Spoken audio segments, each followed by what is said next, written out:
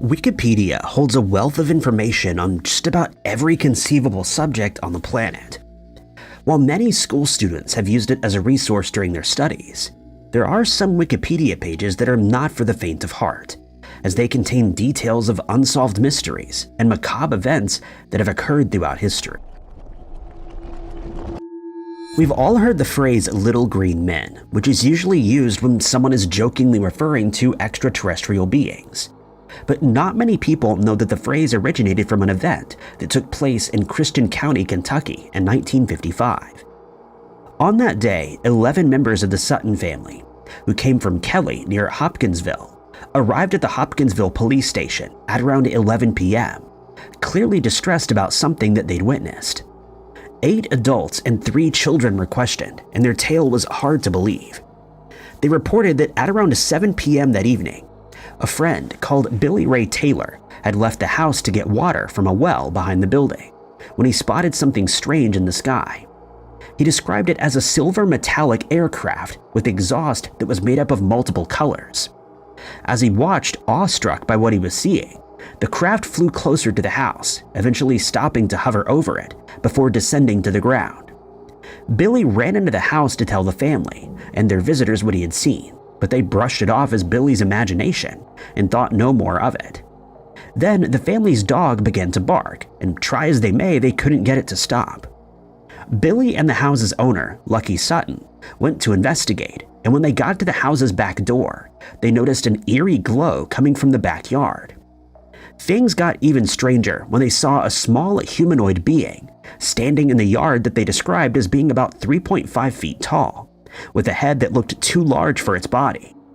Its arms were so long that they almost touched the ground, and instead of fingers it had talons protruding from its hands. Its eyes were large and seemed to emit a yellow light, and at times its body seemed to reflect the light as if it was metallic. They immediately ran back inside and armed themselves with 2 firearms before returning to the backyard. The creature was now holding its arms aloft as if in surrender, but they fired at it anyway. They told the police that it seemed to do a backflip, after which it ran at high speed into the cover of the darkness.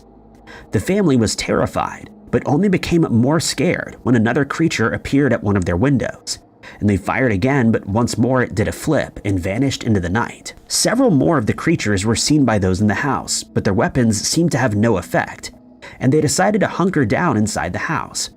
They would occasionally hear the creatures moving around outside, and at one point they decided to make a break for it in their cars. After the police were informed, they raced to the farm along with state police, military police, and a newspaper photographer.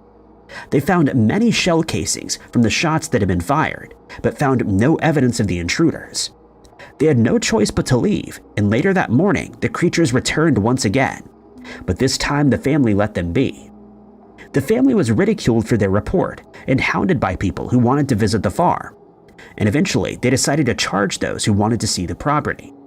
But this only made matters worse, as they were then seen as pranksters, who were after a quick payday. Some people speculated that they'd been drinking, but it was well known that liquor wasn't allowed on the farm. The incident gave rise to the phrase "little green men," and while no proof of extraterrestrials was found, the case was still thoroughly investigated, but a definitive explanation was never found. If it ever became possible to use psychic phenomena as a military strategy, it would give any force around the world a massive advantage as far as intelligence is concerned. And knowing this, the US Army started investigating these possibilities in 1991. The Stargate Project was started in 1991 after undergoing various iterations during the 70s and 80s in the midst of the Cold War, under names that included Center Lane, Project CF, and Gondola Wish. The project focused on the ability of psychics to see faraway places, which is called remote viewing. It was led by Lieutenant Frederick Atwater and Major General Albert Stubblebine, who was placed in charge of a team of about 20 people. Psychics who claimed to have remote viewing abilities were recruited, and tests were performed to see whether they could see the locations of hostages or the whereabouts of wanted fugitives. Since the Soviet Union was rumored to have made inroads with their psychic research, the US felt that it needed to investigate the phenomenon, since they would be at a serious disadvantage if these abilities were real. Not many people know that Uri Geller, the famous illusionist and magician, was an Israeli paratrooper before he became famous, or that he played a major part in the project. While most of us would consider this a waste of time, the military claims to have had some success. One man, Joseph McMonigal, played a part in as many as 450 missions and is said to have had the ability to find hostages remotely. In one instance, he alerted CIA agents to the fact that a captured KGB agent had a shortwave radio hidden in his calculator. Angela Ford, who helped the military by using her psychic abilities, managed to find the location of a customer's agent who had absconded after suggesting that he was hiding out in Lavelle, Wyoming, though he was actually about 100 miles from there. When rumors started to spread that the military was researching psychic phenomena, the Pentagon firmly denied the existence of the program, but in 1995, they finally admitted that this was indeed the case, and that his research had been ongoing for decades. But a report was then released that stated that they were unable to determine whether psychics could really conduct remote viewing, since some tests seemed to indicate that they could while others were complete failures. While Project Stargate was deemed to have been unsuccessful, similar research was conducted in 2014, when the Office of Naval Research started looking into the uses that premonition and intuition could have in the military. Many people believe that Project Stargate was much more successful than we're being led to believe, and that psychics are still being used by the military today. But no proof exists that this is the case, and for now it remains just a theory that's often brought up by conspiracy theorists on the internet. Being an explorer must be a very exciting and rewarding career, but it's undoubtedly also very dangerous, since they often find themselves in unfamiliar territory that could be home to all kinds of dangerous animals and hostile human inhabitants. One such explorer was Raymond Moffray, a French journalist who originally hailed from Toulon, and whose father was taken prisoner by German forces in the Second World War. He became a decorated soldier at the age of 17. When his military career was over, he became an explorer following a bet that he made with the editor of the Brasilia Herald. He wagered that he could make it all the way to the unexplored lands of Brazil, and to help him on his way, he used his and his parents' savings to secure a place aboard a boat in July of 1946. He then became acquainted with an Italian countess, and upon finding him to be most agreeable, she allowed him passage aboard a boat that was traveling to Brazil on a pacification mission to the Savante tribe.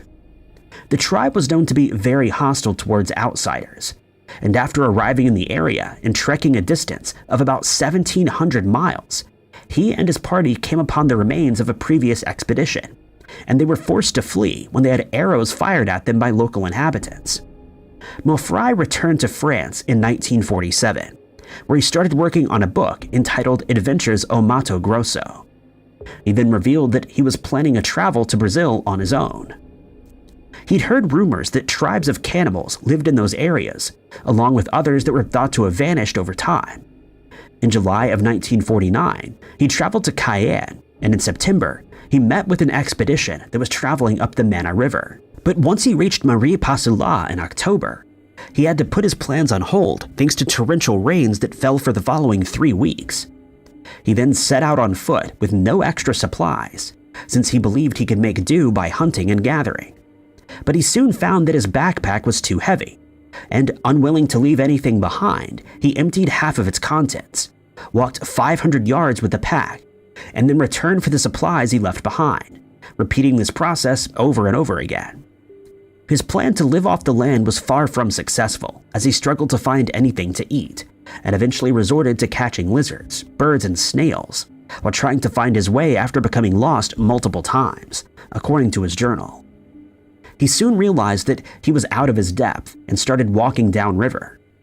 On the 13th of January, he left most of his supplies in a small hut, taking only a long blade and some small items with him. He then waded into the river for the last time and was swept away by the rapids.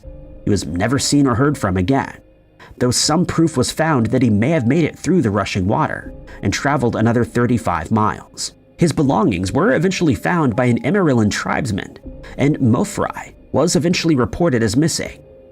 Over the next 12 years, his father would cover a distance of 7,400 miles in search of him, but had no success as Mo Frye was never found, and his disappearance remains a mystery to this day.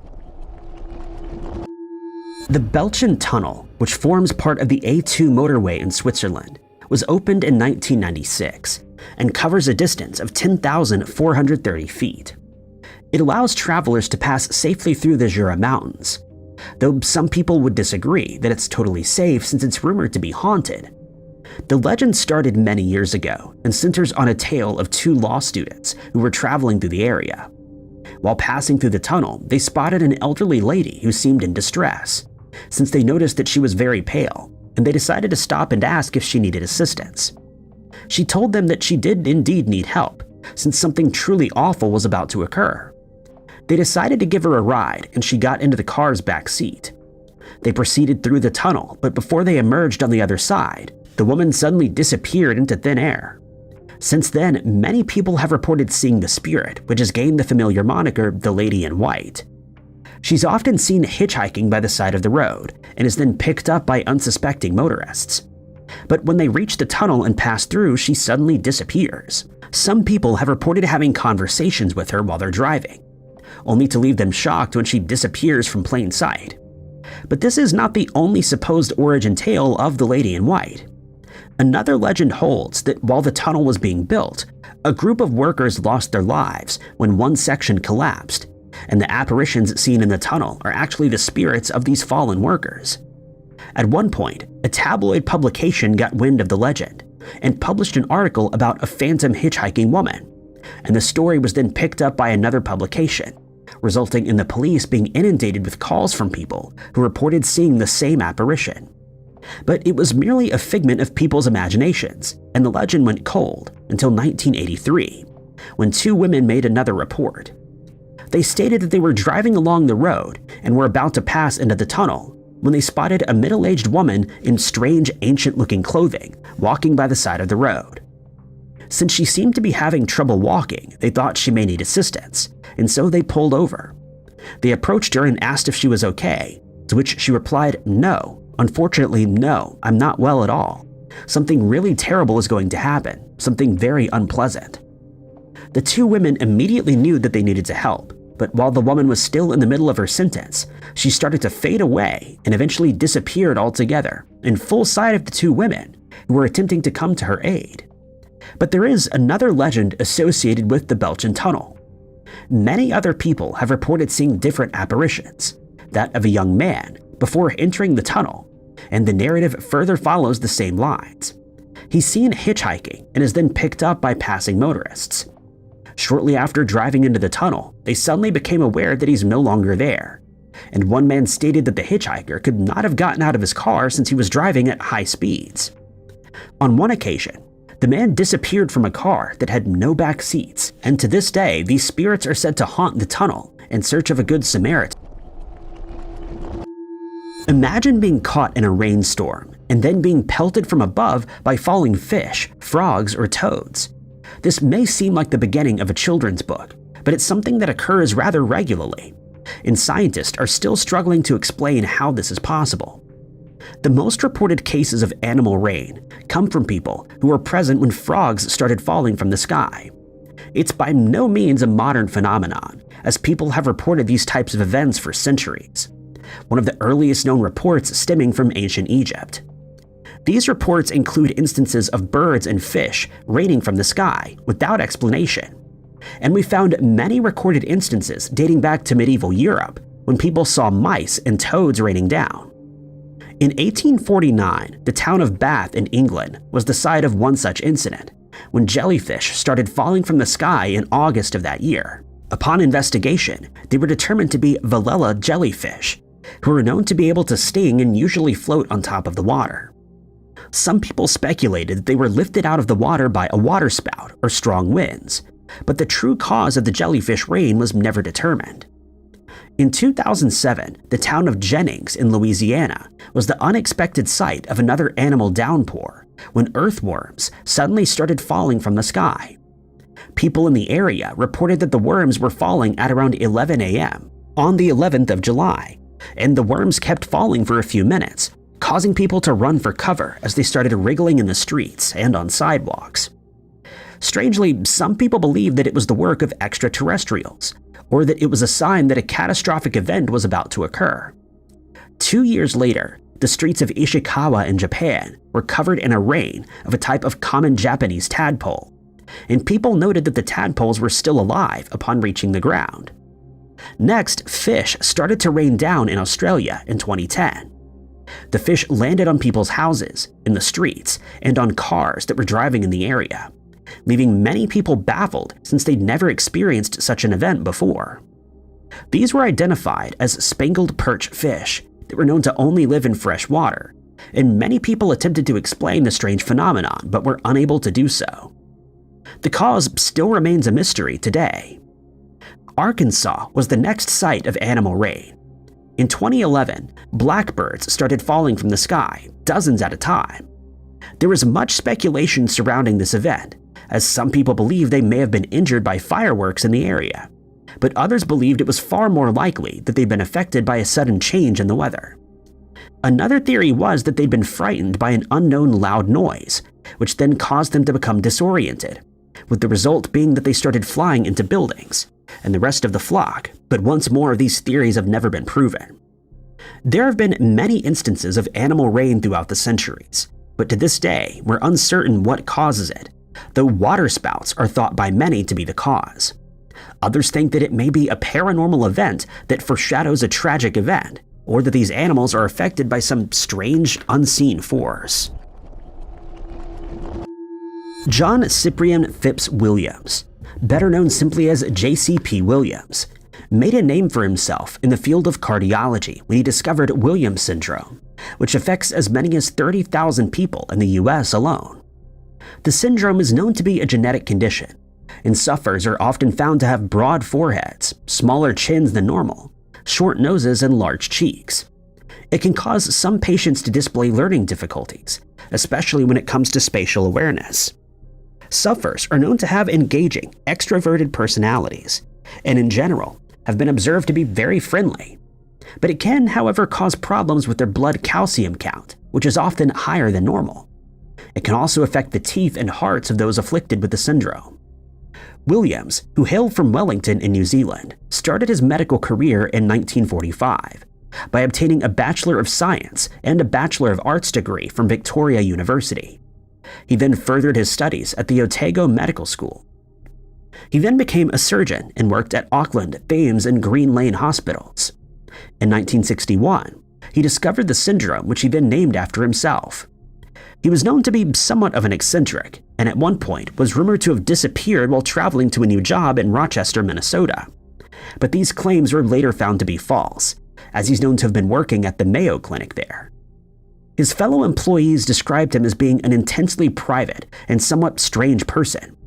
He then moved back to the UK, where he was known to have worked until 1968, at the University College in London. During this time, he met a fellow New Zealander, a poet named Janet Frame. A short while later, she fell ill and was diagnosed with meningitis, causing her to spend some time in a hospital. As she started to recover, Williams offered for her to stay with him until she was back on her feet, and she readily agreed. The two started to grow close, and Janet described him as someone who she found it easy to live with, and for whom she had much admiration and respect. She would eventually return to New Zealand, but when she visited London again, she decided to stay with Williams once again. By now, Williams had started having feelings for her, and he decided to ask her to marry him, but this proposition frightened Janet, and she decided to flee since she'd never considered getting married. She visited London again a week later, but discovered that Williams was no longer there, and that no one knew where he had gone. Some of his acquaintances reported that they saw him in Europe in the mid-70s, with one of those meetings taking place in Austria. He then received an offer to start working in Salt Lake City, Utah at the Latter-day Saints Hospital, and at first he accepted the offer, only to change his mind before ever starting in his new position. It's known that he renewed his passport in Geneva in 1979, but then he disappeared. His sisters searched for him with the aid of Interpol, but this was done in vain as no trace of him was ever found. In 1988, he was declared as presumably deceased, though a writer named Michael King later stated that Williams had contacted him in January of 2000 to say that he didn't want to be included in King's biography of Janet Frame. And to this day, no one knows what became of him. In 1566, a strange event occurred in the skies over Basel, Switzerland, the details of which were described by Samuel Coxius, a local printer, in a pamphlet that he created, printed, and distributed. It states that the event occurred on 3 different dates, the 27th and 28th of July, as well as the 7th of August that year. He stated that during the first instance, it had been a bright and beautiful day, but when evening came around, the sky changed to a strange color, starting at around 9 p.m. First, people started noticing that the sun seemed to suddenly shine much less brightly, and that it had become much smaller than normal. It was now seen by observers as only about the size of the moon. They then noticed that strange red shapes were around it, as if it was dripping red liquid. The sky around the sun was said to have suddenly gone dark, and as for the moon, it also started to take on an eerie red glow. When the sun rose again the next morning, people were shocked to see that it still had the same red liquid appearance, and the sky surrounding it was much darker than it should have been. Thanks to this, the streets, houses, and countrysides were bathed in a strange red glow that many people found frightening, since they had no idea what could be causing the sun to appear this way. The pamphlet doesn't mention any similar occurrences being observed for at least 10 days. But then on the 27th of August, people reported seeing another, even stranger event that still remains unexplained in modern times. Coxius's pamphlet describes the sun rising on that morning, and the strange black spheres suddenly started emerging from it, and then returning to it once again. The spheres were moving at unimaginable speeds, and were maneuvering in ways that no one had witnessed before. People also reported that the spheres seemed to be communicating with each other, as if they were either fighting together or against each other. Some of the orbs then turned bright red and started to disintegrate, eventually falling from the sky before losing their color. Many people have likened this event to another that took place in Nuremberg, Germany, just 5 years earlier. This was reported by a man named Hans Glaser, who printed an illustrated broadsheet containing the details of the phenomenon. It states that on the 14th of April that year, several people in the area witnessed something strange happening with the sun as it rose between 4 and 5 a.m. First, they noticed 2 red arcs in the middle of the sun. The sun was surrounded by a red glow, but they also noticed strange black orbs. This was soon joined by many other red orbs that were lined up in a formation that Glaser described as about 3 in a line and 4 in a square, also some alone. They also saw several red crosses that were situated between the orbs, along with red strips that were thicker towards their fronts and backs. These were intertwined with large red rods, and on either side also contained a number of other orbs. Suddenly, the shapes started attacking each other, and the orbs flew away from the sun at the same time as the rods flew towards it. For the next 60 minutes, the orbs seemed to battle each other, but they then started to lose energy and fell to the ground. Here, they released an immense amount of smoke before suddenly disappearing into thin air. When the battle was over, people witnessed a massive object that they described as similar to a spear appearing in the sky, with one end pointing eastward and the other westward. Neither of these events has ever been explained. It often happens that a very normal creature is misidentified and reported to be something otherworldly, only for the truth to be revealed later, as was the case with the Crawfordsville Monster that was spotted in Indiana in 1891. But many people feel that the eventual explanation leaves much to be desired. This incident occurred on the 5th of September that year and was described by the Crawfordsville Journal newspaper. The story states that 2 ice delivery men noticed what they described as horrible apparitions in the sky above them, and as soon as they saw it, they were both filled with feelings of dread that they couldn't explain. A local Methodist pastor and his wife saw the same apparition, leading many people to believe that the tale was accurate. The 2 men described the creature as being bright white, around 18 feet long and 8 feet wide. It used fins that were situated at its side to move through the air at great speed, though they couldn't see any definitive shape, suggesting that it was changing shape as it passed overhead. They tried to discern which was its front and back ends, but they couldn't make out a head or tail, though they did add that it had one massive flaming eye. They never saw its mouth, but reported that it made a strange sort of wheezing sound as it passed by. Each time it passed by, they heard a similar sound to that of a flag flapping in the wind, and they thought that it was suffering since it seemed to be squirming in pain. The next night, hundreds more people reported seeing the same creature, adding that they felt its hot breath as it passed by them. The sighting was soon being reported on by other noted newspapers, and people started sending thousands of letters from people who claimed to have seen the creature, or who stated that they found the whole thing laughable. Dozens of people were interviewed in the wake of the strange phenomenon, and all of their accounts described the same creature. Paranormal researchers Charles Fort and Vincent Gaddy investigated the incident and classified the creature as a living UFO.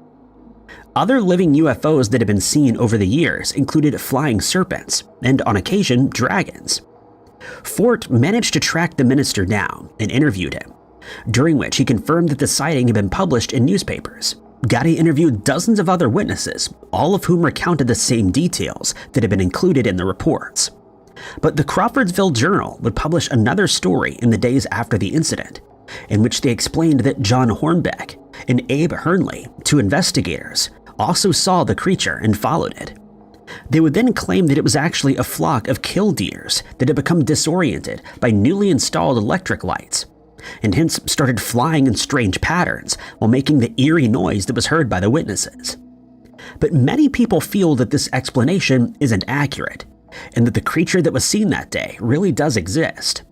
Whatever the case may be, the event has never been definitively explained, and we may never know whether this was a flock of birds or a creature that no one has seen before or since.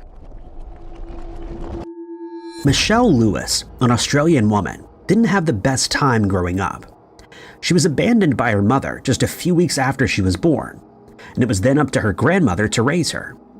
She didn't have many female friends and was more comfortable in the company of boys. Unfortunately, her grandmother passed away, and she was then placed in the custody of a woman named Adeline Salhus.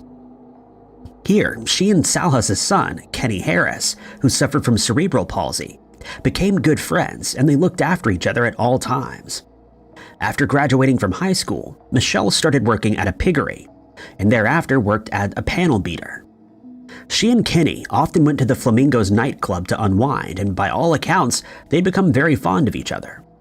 For the next 4 years, everything in Michelle's life seemed to go to plan, but this all changed on the 14th of January, 1989.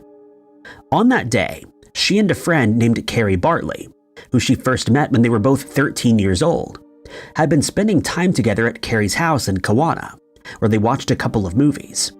They were both now 21 years old. She stayed at the house until about 10:45 p.m., after which Michelle decided it was time to head home. She got into a maroon and white Malvern Star mountain bike to ride home, which was just a few minutes away. But the following morning, Salhus woke up to the realization that Michelle had never come home, since neither she nor her bike were at the house. She immediately knew something was wrong and filed a missing person report. The news that Michelle was missing had a profound effect on Kenny, who looked anywhere imaginable for his friend, but to no avail. He was even known to arrive while investigators were conducting searches in hopes that he could help out or be there when she was found. Many people in the area were questioned, but no one had seen Michelle, and no clues were found as to how she had disappeared or what may have happened to her. The main clue in the case was her bike, and investigators knew that if they were to find it, they would likely find Michelle, but it was never located. Just over a month later, a man contacted investigators by phone to report that he had information on the case, but he hung up before relaying any of that information, and he's never been identified. An appeal was made for the man to come forward, but he never did. At one point, it was speculated that Michelle may have been a victim of a serial killer, Leonard John Fraser, but since he was in jail at the time of her disappearance, this theory was soon dropped. The case went cold until 2021, when it was reviewed again, and it was suggested that someone ended Michelle's life.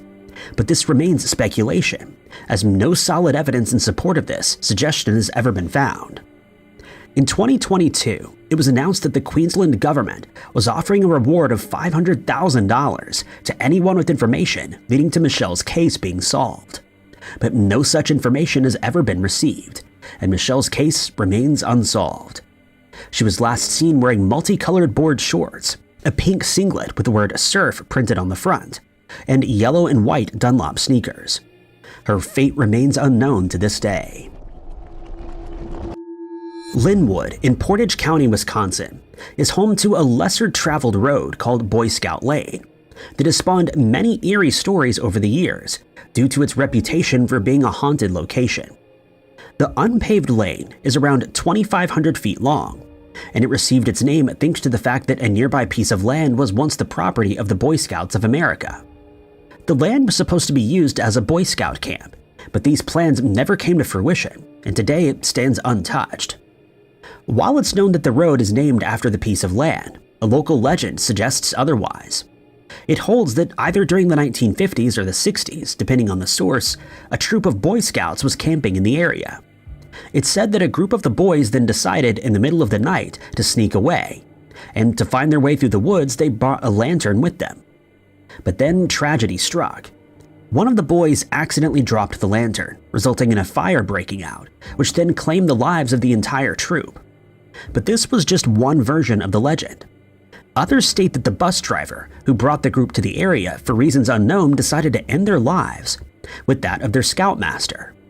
In another version, it's the scoutmaster himself who carries out the heinous deed, but these are mere legends and should be taken with a grain of salt.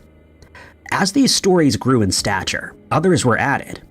One tells the tale of the troop traveling to the area, but before they get there, the bus either crashes or somehow is set ablaze, resulting in everyone on board losing their lives. Another claims that the boys did make it to the campsite, but they then inexplicably disappeared, never to be seen or heard from again, except as ghostly apparitions that many people have claimed to have witnessed. Those who say they've encountered these spirits state that as soon as they enter the area of the forest where the campsite is rumored to have been, they start feeling uneasy, as if something terrible is about to happen. Others claim that they also reached the area and immediately felt that they were being watched by something or someone they couldn't see. This is soon followed by disembodied footsteps that can be heard disturbing the undergrowth or echoing through the forest. Others have described seeing lights moving through the trees, and these are rumored to be the lanterns that the boys were carrying before tragedy struck.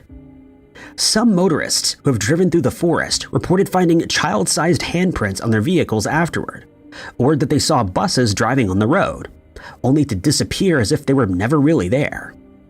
Those who have camped in the forest describe hearing the snapping of branches, but add that they couldn't locate the origin of the sounds, since they seemed to be coming from several directions at the same time. There have also been some reports from people who claim to see the actual apparition of the scouts as they moved through the forest with their lanterns held high, in hopes that they would spot someone to come to the aid of their friends. One man recounted seeing the face of one of the scouts pressed up against his car's window as he drove through the area, and that he heard someone whispering while he and a friend were exploring the forest.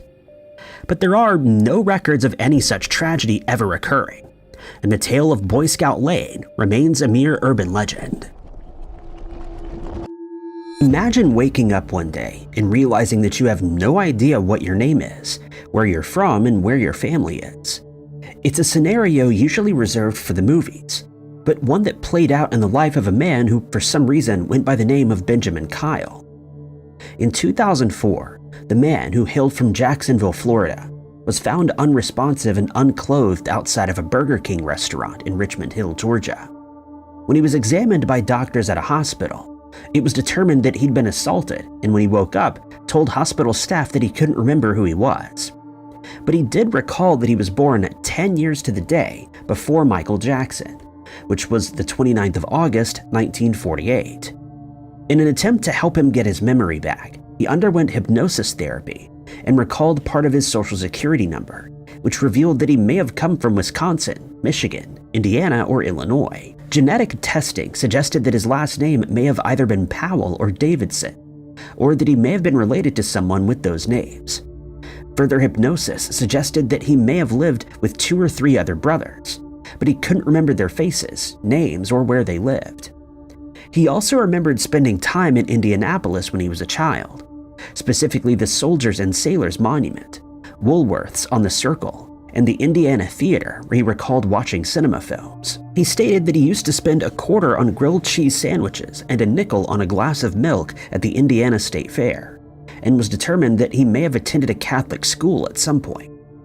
He scoured through old yearbooks from schools in the Indianapolis area, but found nothing that further jogged his memory. When he was shown photos of Indianapolis, he recognized the Fountain Square Theater, but not the Grenada Theater, suggesting that he was in the area between 1954 and 1963. Furthermore, he recalled spending time in Denver's metropolitan area, since he could name the round-the-corner restaurant on the hill, as well as the Flatirons and Fox theaters. It was determined that he was in the area between the late 70s and early 80s. It was then determined that he'd spent time in Boulder between 1976 and 1983, and that he had extensive knowledge of the hospitality industry, specifically food preparation and restaurant management. But he couldn't remember anything else about his life after 1980, other than the attacks on the Twin Towers, and couldn't explain what he was doing in Georgia. He could only recite the names of US presidents from the 20th century, while just about everything else eluded him. When he saw himself in a mirror for the first time, he realized that he was at least 20 years older than he thought he was, and he would eventually be released from the hospital, still none the wiser as to who he was. He survived by living in shelters and doing yard work for the next 7 years. In an effort to put the mystery to rest, a sample of his DNA was sent to the FBI's National Criminal Justice Information Services Division in West Virginia, and through a series of elimination, his relatives were finally identified in September of 2015. It was discovered that his real name is William Burgess Powell, and he originally hailed from Lafayette, Indiana. He stated at the time that he planned on visiting his relatives, though it's uncertain whether he ever did. But he now finally knew who he was and could start living a normal life, at least as much as possible. If you were to switch on your car radio, only to be greeted by a strange sequence of beeps and clicks, you would likely think it was faulty and needed to be replaced. But what if your brand new radio then did the same thing, and you realized that these sounds are being broadcast on purpose? It's enough to make anyone feel uneasy, which is exactly what happened with a strange radio broadcast for at least 10 years between 1982 and 1992. During that time, a shortwave radio station transmitted what sounded like nonsensical clicking and beeping, leading to much speculation from those who heard it. Even more strangely, the station never started broadcasting, and many people found it disconcerting that it was on the air 24/7. Then, in 1992, the sound suddenly changed. Rather than the beeping that was heard before, it started broadcasting strange buzzing sounds. When efforts were made to trace the signal, it was found to come from a small military city on the outskirts of Poverovo. And as strange as this was, it was about to get even weirder.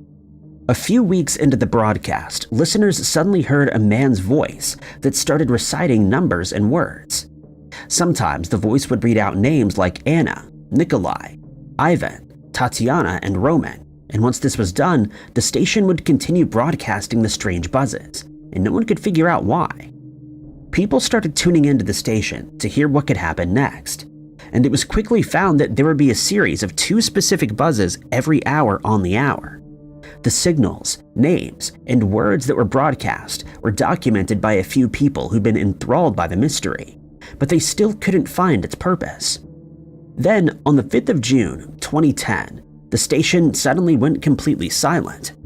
No buzzing was heard, the male voice was strangely absent, and it seemed as though the mystery would never be solved.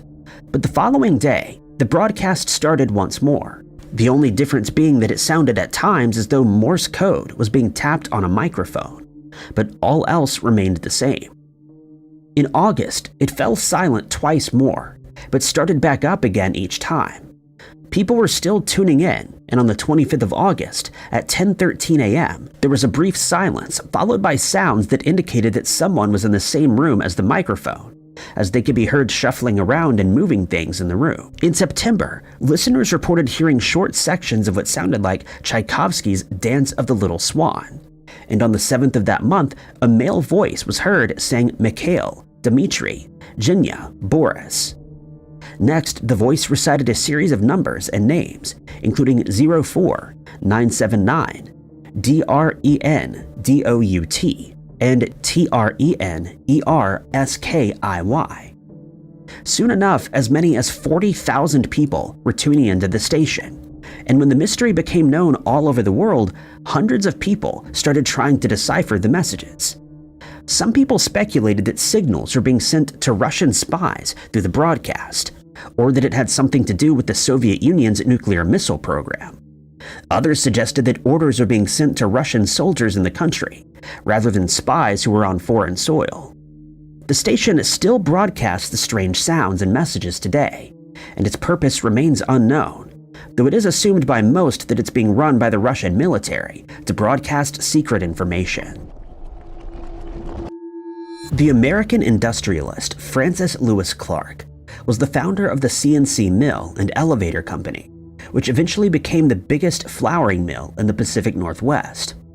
He was also the founder of America's Cup Sailing competition.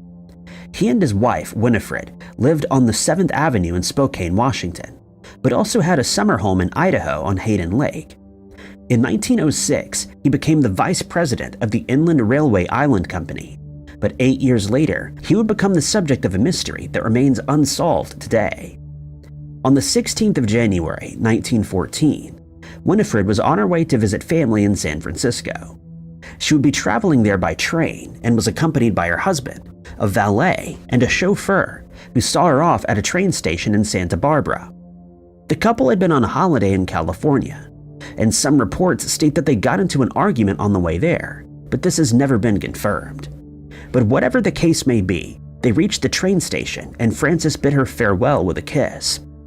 Inexplicably, he then told his chauffeur to drive back to the hotel alone, as he felt like walking back on his own, adding that he would see him in the morning. The hotel was only about a mile from the station, but he never made it back there and remains missing today. The following morning, when his chauffeur couldn't locate him, he was reported as missing, and when a search was conducted, his hat was found on the beach between the station and the hotel, leading many people to suggest that he'd walked into the ocean to end his own life. The chauffeur told investigators that Clark hadn't been in the best of health, and likely would have found the mile-long walk rather taxing, but added that he seemed to be in a good mood when he last saw him.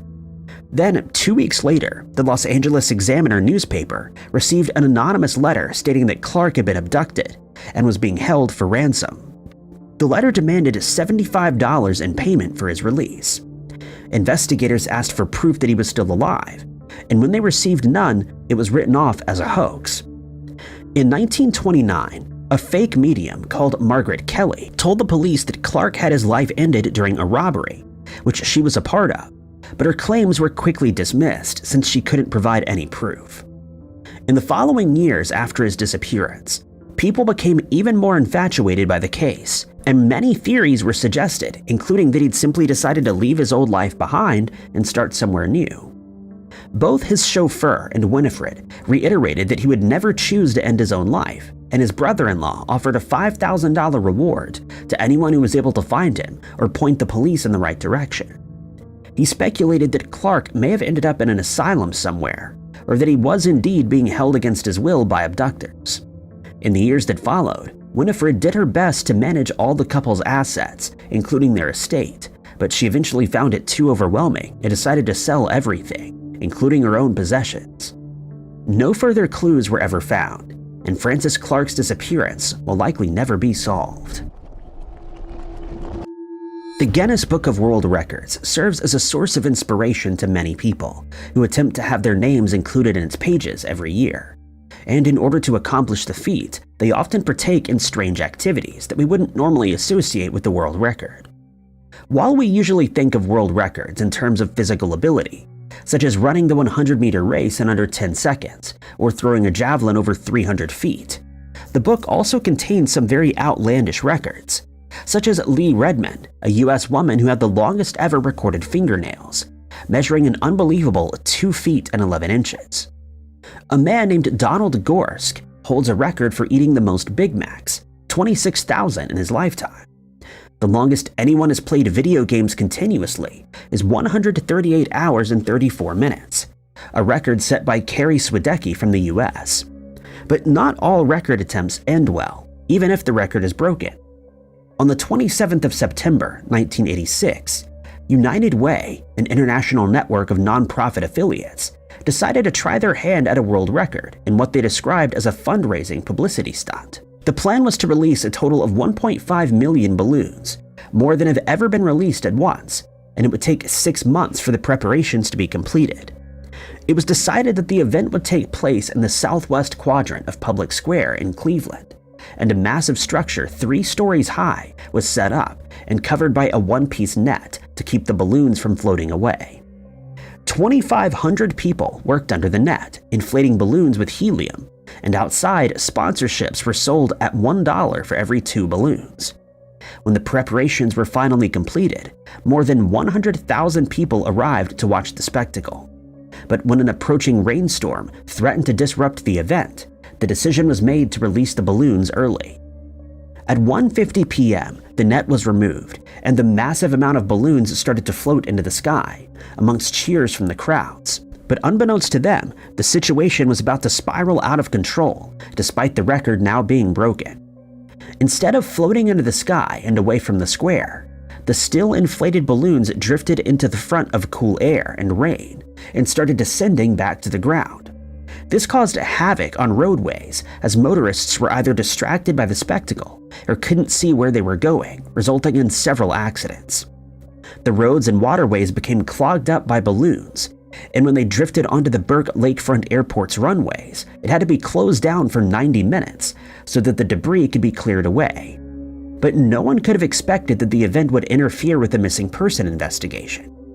2 men, Raymond Broderick and Bernard Sulzer, had been reported missing when they didn't return from their fishing trip on Lake Erie the previous day.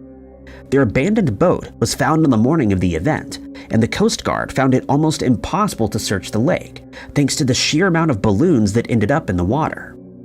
Since they were looking out for an orange life jacket or a person's head bobbing above the water, the balloons turned the search into a farce, with searchers stating that around 100,000 orange balloons were floating on the lake. The search was eventually called off 2 days later, and the 2 men were found deceased shortly afterward, with the cause of their passing being determined as drowning. This resulted in a lawsuit being filed by one of the men's wives against the United Way of Cleveland and the Balloon Fest organizers, and the matter was eventually settled outside of court. The record for the most balloons released simultaneously had been reached and was included in the Guinness Book of World Records in 1988, but the category was then retired as the activity was seen as too dangerous. 20-year-old Etta Reel was born in Providence, Rhode Island in May of 1914, but her family eventually moved to Worcester in Massachusetts. After graduating from high school, she attended Worcester State Teachers College, while Henry Sawin, a man who she had dated in the past, attended Bates College in Maine, though he would eventually drop out and start working at a garage in New York. Etta and Henry were no longer together, but they remained friends, and he even helped her make payments towards her college education. In 1934, Etta got pregnant and revealed that Henry was the father of the baby. Henry maintained that he wasn't the father, and Etta ended up filing a paternity lawsuit against him. The date for the hearing was set for the 21st of November, and in the meantime, Etta was spending time with one of her friends, a woman called Teresa, along with the baby, a girl named Alma. At around 10 p.m. on the night before the hearing, Henry suddenly showed up at Teresa's house, stating that he just needed to talk to Etta. She reluctantly agreed to leave with him since he stated that he just wanted to talk. Later that night, Etta's hairdresser saw the pair, and a police officer would later state that he'd seen Henry's car where it was parked outside of Etta's house. He stated that he last saw it there at about midnight that night. When her family woke up the next morning, they saw Etta packing some of her belongings and asked her what she was doing. She stated that she decided to marry Henry and that the two were planning to elope and get married in New York. Her family didn't think this was a good idea and tried to talk her out of it, but she stated that she would be back home later that week after the wedding to get their daughter. Her family couldn't do anything to stop her, and Etta left. Later that same day, one of her sisters bumped into Henry while she was out in town, and confused as to why he was there, she asked why he wasn't with Etta. Henry looked equally as baffled and told her that she'd asked him to drop her off at a train station, which he did. When asked about the trip to New York, he stated that he knew nothing of it and added that they'd never discussed getting married. According to Henry, they'd spoken about the paternity case that evening, and Etta had finally admitted that Alma wasn't his child. Etta never returned home and was never seen or heard from again. When Henry was questioned by the police, he said that she had admitted to having an affair with at least 2 married men, and that she was worried about her reputation being ruined. Hence, she named Henry as the father, and when that didn't work, she decided to leave town out of embarrassment. Etta's lawyer reported that he'd received a telegram from her on the 2nd of December, in which she stated that she wanted to withdraw from the paternity case. Many people feel that the telegram wasn't actually sent by her.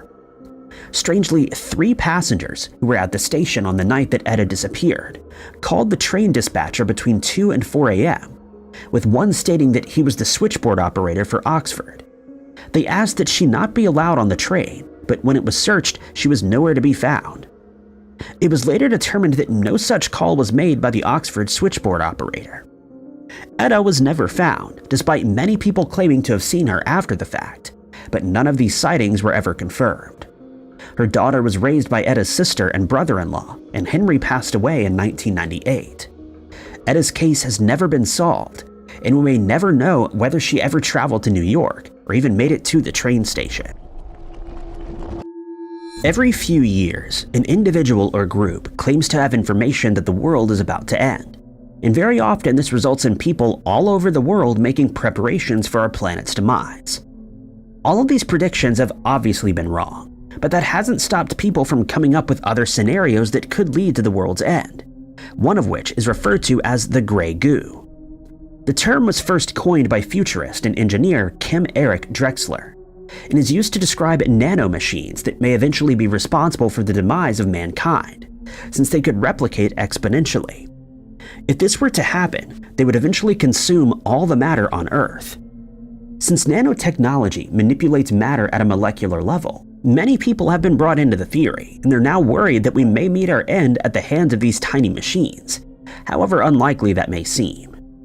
Drexler authored a book called Engines of Creation, in which he speculates that nanomachines, called assemblers, could potentially be used one day to build certain materials one molecule at a time.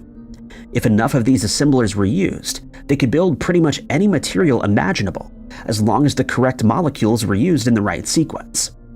He also proposes a theory as to how this could be done. The first of the machines would be created in a laboratory, after which they could be programmed to create more assemblers. With each new generation, the assembly process increases exponentially, and before long, millions or even billions of nanomachines will exist. The problem that he foresees with this process is that the nanomachines may reproduce at such a rate that they could no longer be effectively monitored, and when this happens, their reproduction may spiral out of control. In order to keep producing nanomachines, the assemblers would need to use matter, and as time went by, they would need more and more, since their reproduction is exponential. Before long, the oceans would disappear. Trees would be torn down, and every piece of matter on Earth would be used to create more machines, eventually leading to only the assemblers being left. But the scenario remains extremely unlikely. It's suggested that we would recognize the problem long before it became critical, and devise a way of dealing with the machines. Furthermore, when the assemblers are created, scientists could program them with certain limitations that'll stop them from replicating without end. It isn't often that a spirit that's said to haunt a certain area changes its personality. The legend of the haunting is usually well known, and is passed down through the generations without much embellishment. But this isn't the case with the spirit that's said to haunt Huntington College in Montgomery, Alabama. The ghost, known to those in the area as the Red Lady, has apparently been roaming the halls of the college since 1854, when the building was called Tuskegee Women's College, since it was located there. One night, the women in the dorm were told to go to bed, since it was time for lights out. But just a few minutes later, students on the top floor started noticing a strange red glow coming from the hall outside their rooms. They could see the glow coming into their rooms through the gaps under the doors, and when a few gathered enough courage to investigate, they opened their doors to find a strange apparition, that of a woman standing in the hallway. She was reported to be wearing a red gown and carrying a red parasol while emitting a red glow, and simply walking up and down the hallway, seemingly with no real purpose. They tried to get her attention, but seemed completely oblivious to her surroundings and the students who were present. The women would later report that she remained in the hallway until the sun came up, at which point she simply vanished as if she was never really there. Strangely, the woman was never seen in the dormitory again, but the students who lived there continued to worry that she may return one day. In 1910, the decision was made to relocate the campus to Montgomery, where it became the Women's College of Alabama. The sighting of the apparition was now all but forgotten, but that quickly changed when a wealthy woman named Martha, or Margaret according to some sources, moved in. Martha didn't want to attend this specific college, but since her deceased father willed her to, she relented despite missing her home in New York. It soon became apparent to the other students that Martha loved the color red. She wore red outfits almost every day and decorated her dorm room with red items. They noted that even her bedspread and rug were red, but put it down to a matter of preference. But Martha was somewhat of a loner who didn't make friends easily, and according to her fellow students, went as far as to avoid being spoken to. Some of the other women didn't take kindly to this, as they mistook her shyness for contempt. Students who were placed in the same room as Martha would soon move out, stating that she almost never spoke and that the room had a strange, gloomy atmosphere. As a last-ditch effort to make her feel welcome, the president of the dorm decided to move in with Martha, but try as she might, she couldn't get her to brighten up and eventually also moved out, reiterating that the room seemed strangely depressing. On the day that the president was moving out, Martha walked in while she was packing and upon realizing what was happening, became overwhelmed with emotion, since she considered the woman to be her only friend on campus. She then inexplicably told her that if she went through with her plan to leave, she would live to regret it. But before long, the gloom that accompanied Martha followed her wherever she went, to the point that other students would leave whenever she entered a room. This caused her to become even more withdrawn, and she mostly remained in her room where she would retreat beneath her bedspread, which only caused her behavior to become even stranger. She started missing classes, and at night, would walk through the dorm's halls, opening and closing doors as she went. On some occasions, she would open doors and just stare at the women who lived there without ever saying a word. One night, the president of the dorm realized that Martha hadn't attended classes and hadn't eaten any meals. She decided to visit her to see if she was okay, but when she approached the room, she became aware of a strange red glow that could be seen beneath the door. Inside, she found Martha deceased, dressed in a red robe and covered with her red bedspread. It said that she never left, still walking through the halls every night. Strange activity has been reported in the building ever since, and it's said to become worse on the anniversary of Martha's passing. The red glow can still be seen emanating from her room on occasion.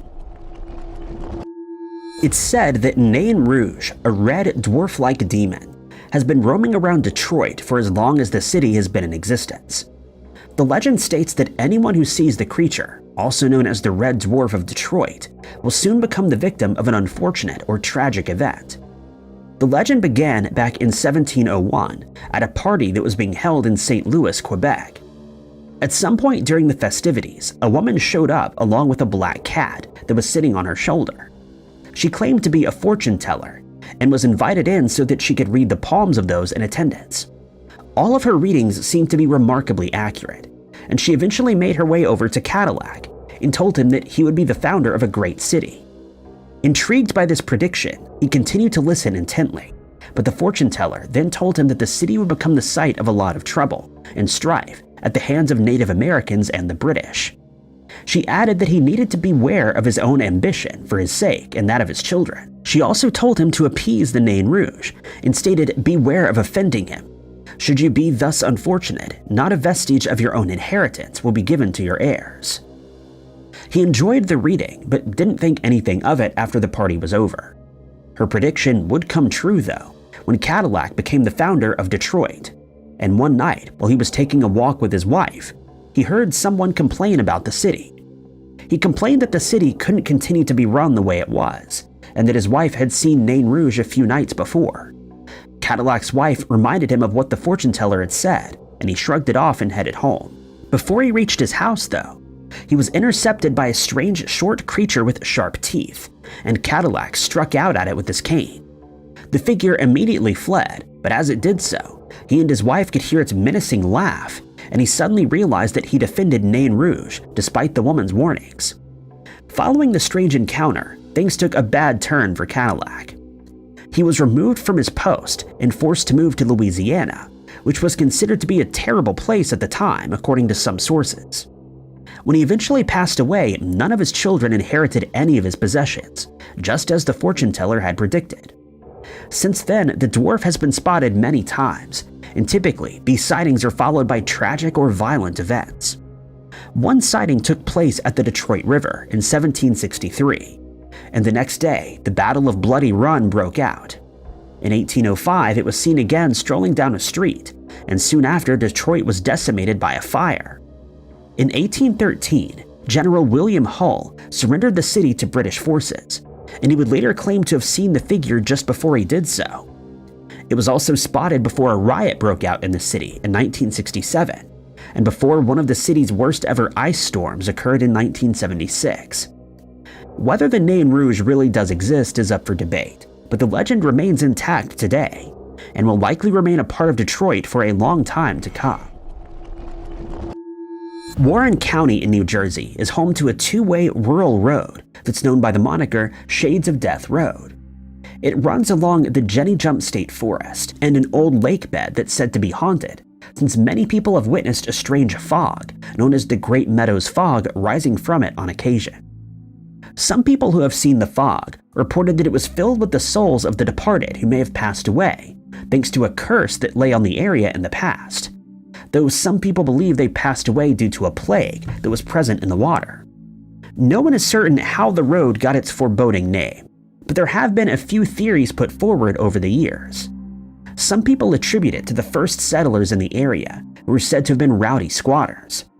Fights would often break out amongst the men, either over a woman or some other petty squabble, and on occasion it would end with someone's life being ended. Over time, more people moved to the area, and the group was forced to live close to this road, which eventually led to it being given the strange name. Others believe the road used to be called the Shades, thanks to the shadows created by the overhanging trees. Thanks to the hidden nature of the road, many people were attacked there, some of whom lost their lives, and the word death was added to the name. It's also known that the area was ravaged by an outbreak of malaria somewhere around 1850, and that the tragic loss of life was responsible for the macabre name. Since then, the road has been seen as a place to avoid, and people continue to report strange events that occur there. On one occasion, a man was sitting in his car next to the meadow when he saw hay that had been laid on the ground start to move, as if someone was walking over it, but there was no one there. He got out and inspected the ground, and to his surprise, found footprints that he couldn't explain. Others have reported hearing an old piano, which is located inside an old abandoned cabin in the area, playing by itself as if some unseen hand was pressing on the keys. There have also been reports of footsteps that sounded like someone walking on broken glass in the same cabin, but no source has ever been found. On some occasions, people see two lights floating near a bridge in the area, and it's been suggested that these are the spirits of two people who passed away on the road. Other witnesses claim to have been accosted by the spirits, with one man ending up terrified after he was punched by an unseen hand. It's said that the road is guarded by a Native American man who takes the form of a deer. When he's spotted, he'll approach cars, and if they fail to stop in time, they'll be involved in a car accident shortly after. Many people choose to avoid the road at all costs after experiencing strange and inexplicable events there, and have vowed to never return. In 2011, 28-year-old Jonathan Spallin was a very well-traveled journalist. He originally hailed from Ireland, but had lived in Cairo for 2 years as part of his job, after which he relocated to Abu Dhabi in the UAE to work as the assistant foreign editor for the national newspaper. Following that, he worked in Hong Kong, and by this point, according to his family, felt that he needed to take some time off, since he started working as soon as he graduated from college and never had the chance to travel the world at leisure. He told his mother that he felt the time was right to take a break for a while, before setting out for Nepal from Hong Kong. He arranged to have his camera and laptop sent back to Ireland. But his trip didn't have the best start. Soon after arriving in Nepal, he was robbed and decided to travel to Delhi in India instead. He could stay there until February the next year, since his visa was still valid for 3 months, and he visited at Varanasi before going to Rishikesh. Unbeknownst to his family, he wasn't in the best of health, as he'd been diagnosed with kidney stones, but he didn't let this hamper his plans, and he set out for a 5-day hike. He had a fall while on the hike, and when he returned, he contracted a stomach virus. Jonathan spoke to his mother, Linda, on the 3rd of February 2012, and told her that he'd grown tired of Delhi and the pollution that filled its air. He planned to leave India for somewhere with more nature, but the following day, he told her that he decided to go on a trek that would take him at least 2 weeks to complete. He noted that he may not be reachable by phone, but added that he would message his family whenever the cell phone signal was strong enough. He also chose to set out without a guide, something that worried his family, but they couldn't persuade him since it was a spiritual journey that he wanted to complete on his own. This was the last time that anyone spoke to Jonathan. He was reported missing in February, and the areas where he was planning to travel were thoroughly searched, but he was never found. His backpack, clothing, passport, book, sleeping bag, and money were found at a waterfall about 5 miles from Rishikesh, and some of his medical forms were discovered about 1.5 miles away, but no further clues were ever found. It's been suggested that he either disappeared willingly, following his spiritual quest, or that he was the victim of foul play. But with very little evidence to go on, his disappearance remains a mystery, and his whereabouts remain unknown to this day. Cryptomundo is a creepy website where some of the world's foremost cryptozoologists, as well as amateur photographers, can share videos, experiences, and sightings that they have had of elusive and rare cryptids, such as Bigfoot, the Loch Ness Monster, chupacabras, and yetis, to name but a few. In one video, a woman who is hunting for turkeys films herself while in a densely wooded area. She explains that she stumbled upon something that has startled her, and that it may be Bigfoot. She then turns her phone's camera towards the woods, where 2 large, ape-like creatures can be seen walking a short distance away. Each creature is carrying what she claims to be a slain deer in their arms, and at one point, one of the creatures stops and bends over to pick up what seems to be a baby Bigfoot. One of the creatures turns to look at the woman for a brief second, which causes her to say, "I think he sees me," and she ends the video there. Another post from the 1st of May, 2017, shows a photo by tourist Haley Johnson, a 28-year-old care assistant from Manchester. She states that she saw a strange dark figure at dusk while she was at the edge of the Loch Ness Urquhart Bay. She took out her cell phone and managed to take a photo of what many are claiming to be the Loch Ness Monster. The photo is grainy and hard to make out, but Haley is adamant that it is in fact Nessie. She says she is a very skeptical person, but when she saw the creature in the water, she couldn't believe her eyes. Gary Campbell, the official recorder of Loch Ness Monster sightings, states in the same post that he's relieved that the sighting occurred, as there hadn't been one for several of the summer months that year, and he feared that the creature may have disappeared altogether. Angel's Heaven is a weird, creepy website that claims the Earth will be destroyed by natural and man-made catastrophes, but that an evacuation plan has already been put into place by loving beings from outer space.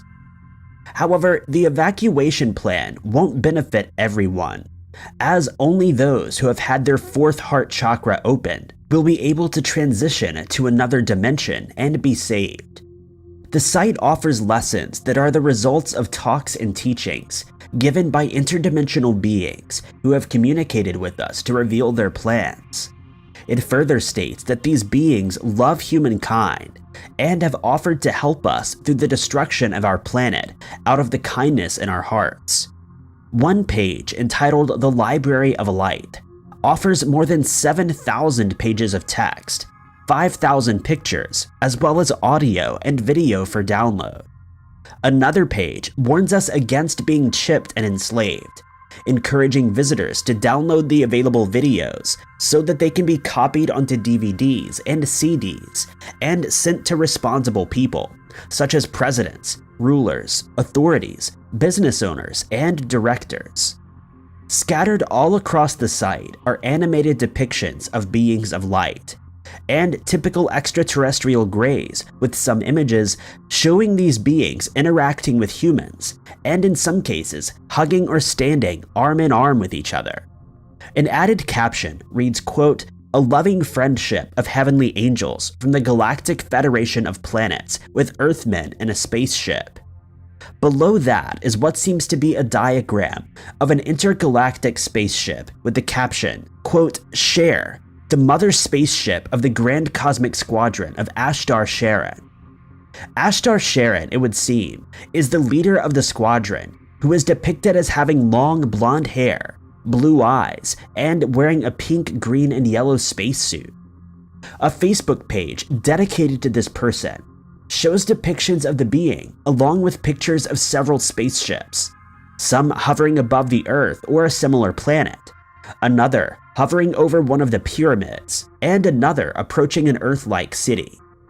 Back on the site, there are several movies available for download that include titles such as Heaven to the People 1, We Will Not Be Chipped, Your Papers Please, Spaceships Taken from MIR and Space Shuttles, as well as Swine Flu is the means of the Saurians to chip people.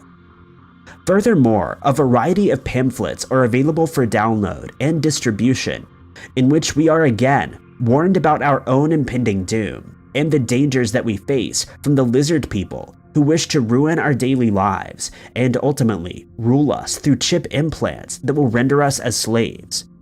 This page ends with a note stating that all the information on the site can be freely spread and disseminated to other humans. Exit Monday is a creepy website that hosts an array of end-of-the-world scenarios.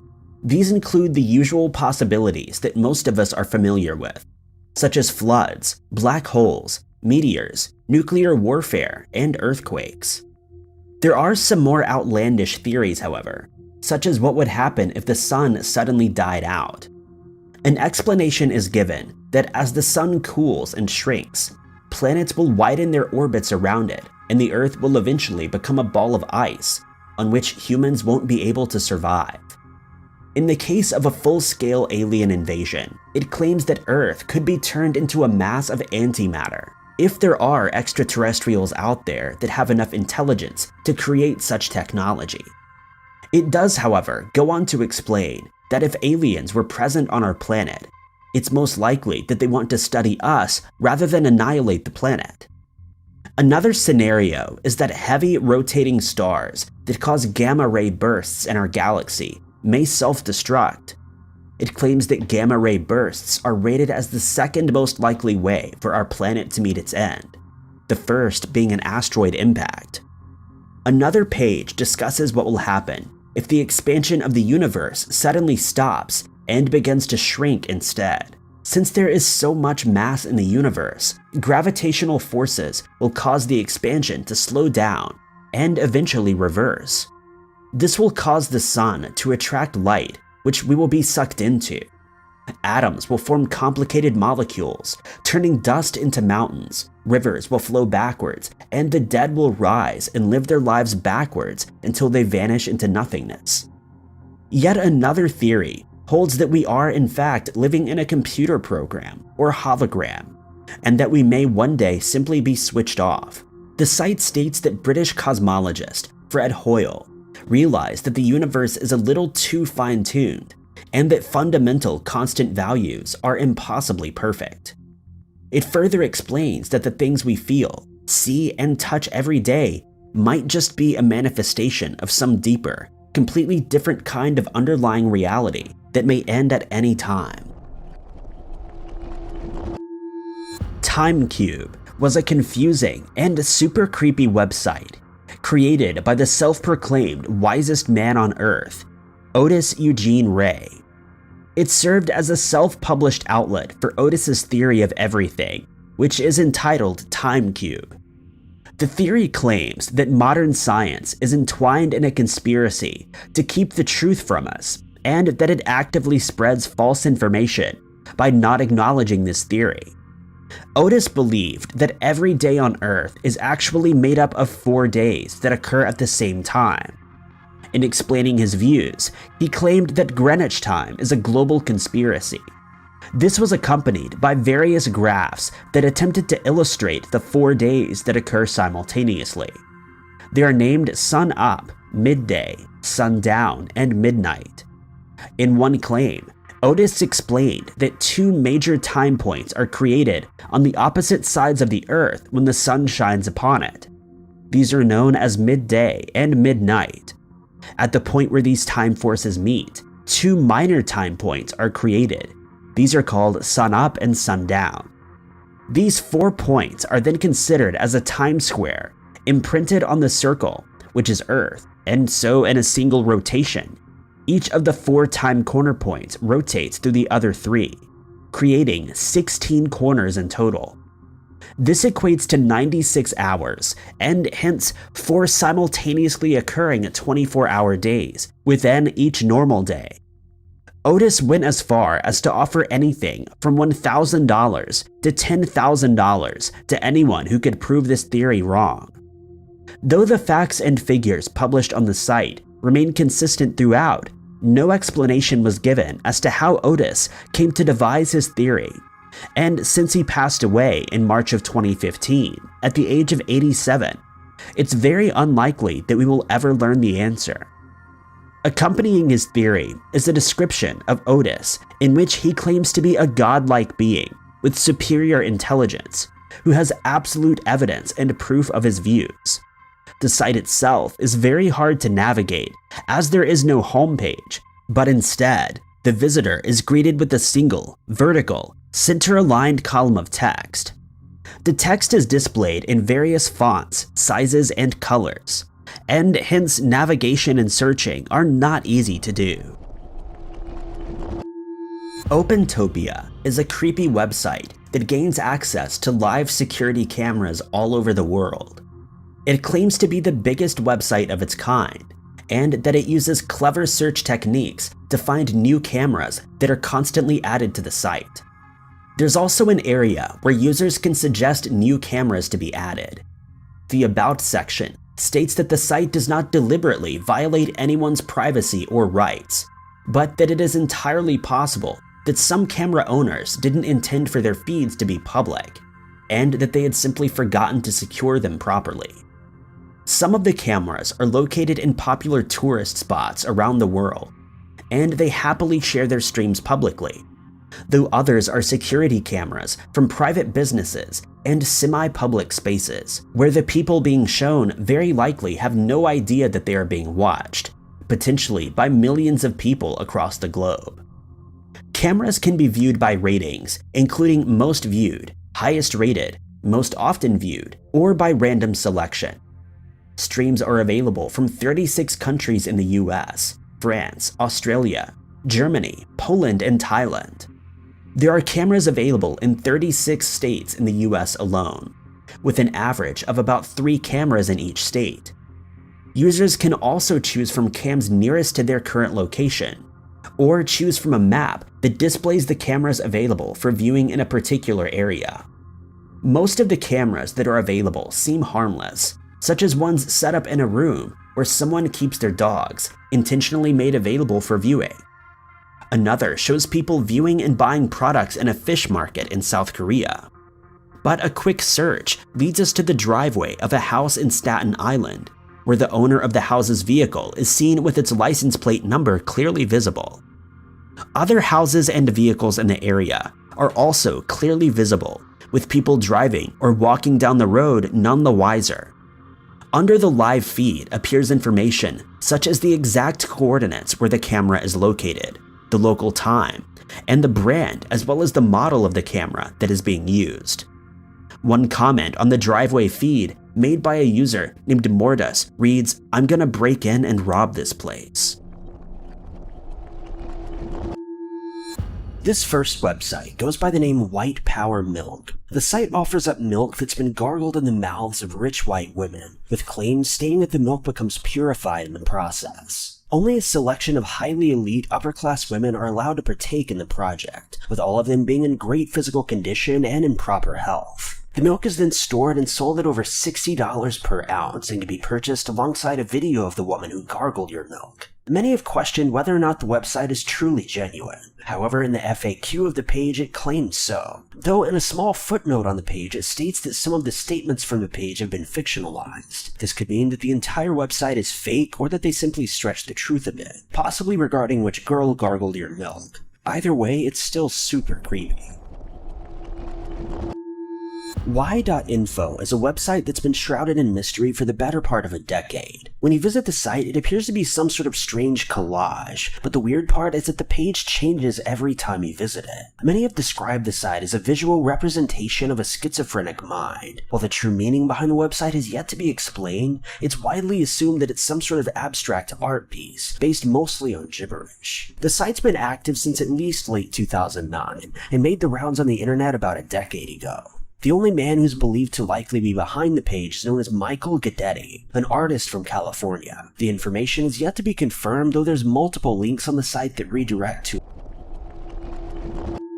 Last Meals Project is a site dedicated to photographing the last meals of inmates who've been sentenced to capital punishment, a sentence oftentimes given to those who become serial killers or are irreparably mentally ill. The landing page of this site is simply a series of photos of prisoners alongside their last meals. Taking a look at the meals while seeing them next to the prisoner makes the entire website extremely unnerving, and really drives home the purpose of the site, which is to convince viewers into standing up against capital punishment. This website seems to be a bit over the top, and makes you certainly hope that it isn't genuine. Human Leather is a site dedicated to bringing you, well, human leather. The site offers a variety of different products made entirely of human skin, ranging from belts to shoes, wallets, and more. According to the FAQ on the page, the leather was donated by individuals who pledged their skin prior to their death, which may or may not be okay legally, no one is entirely sure. Regardless, the products are sold at exceptionally high prices, starting at over $15,000. It's difficult to tell whether the site is legitimate, but on the surface it certainly appears to be. The Beatles Never Broke Up is a website created by James Richards, who claims to have come into possession of an unreleased Beatles album. Back in 2009, James states that he hit his head while out walking his dog on an abandoned road near Trulock, California. When he woke up, he was inside a strange house and had been bandaged up. A man inside of the house informed him that he'd entered an alternate dimension, with the man claiming to work for a secretive agency involved in interdimensional travel. James then claims that he was given a tape of an unreleased Beatles album from a dimension and timeline in which the Beatles never broke up. In fact, the album was even uploaded to the blog to listen to. For any Beatles fan, the website is certainly worth checking out. What makes the site even more curious, though, is that some of the songs that were released as part of this supposed unreleased album were actually officially released in the real world later on, taking the form of unreleased demos or even solo works from members of the band. Thank you guys so much for watching. If you liked this video, be sure to click that like button. Also, don't forget to subscribe and click that notification bell to keep updated with our videos.